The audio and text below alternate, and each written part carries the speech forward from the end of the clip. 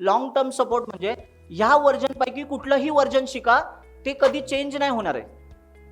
त्याला कायमस्वरूपी सपोर्ट दिला जाणार. कायमस्वरूपी कहतं ना, बघा बरं, उबंटू किती लोकांनी बघितलंय किंवा वापरताय? उबंटू वापरता तुम्ही? नोटीस केलं तुमच्याकडे कुठलं उबंटू आहे सांगा? 20.04 असेल, 22 असेल, 20.04 असेल, असं माहिती आहे ना, असे वर्जन्स असतात. 18.04 असू शकतं, 02 असू शकतं, असे वर्जन्स असतात. याच्या समोर बघितलं का असं लिहिलेलं असतं? हे किती लोकांनी LTS हा शब्द बघितला? OSच्या समोर असतो बऱ्याचशा. हा, याचा फुल फॉर्म आहे long term support. Long term support. आता याचा मराठीत शब्दशः अर्थ सांगा बरं. याचा सपोर्ट आम्ही खूप दूरपर्यंत देणार आहोत. म्हणजे काय, पुढची बरीचशी वर्ष ह्या वर्जनला तू वापरू शकतो, कारण ह्याला लॉंग टर्मचा सपोर्ट आहे. तुम्ही म्हणाल सर लॉंग टर्म सपोर्ट नसेल तर काय होतं? काय कसं होतं माहिती आहे का? एक्झाम्पल सांगतो. समजा इथे समजा 21वे वर्जन आहे उबंटूचं. हे LTS आहे का? नाहीये.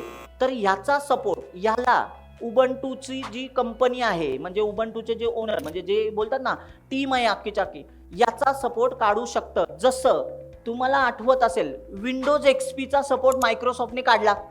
तुम्ही नोटीस केलं का? हे विंडोज XP आहे, ऑपरेटिंग सिस्टीम विंडोज आहे. मग ह्याच्यामध्ये पण तुम्ही बघा ना, विंडोज 10 आलं, विंडोज 11 आहे. तुम्ही नोटीस केलेलं असेल ना. मग ही वर्जन्स ह्यांनी पण काय करतात? चेंज करत जातात. तसंच मित्रांनो, हे जे लिहितात ना LTS, त्यांना लॉंग टर्म सपोर्ट असतो.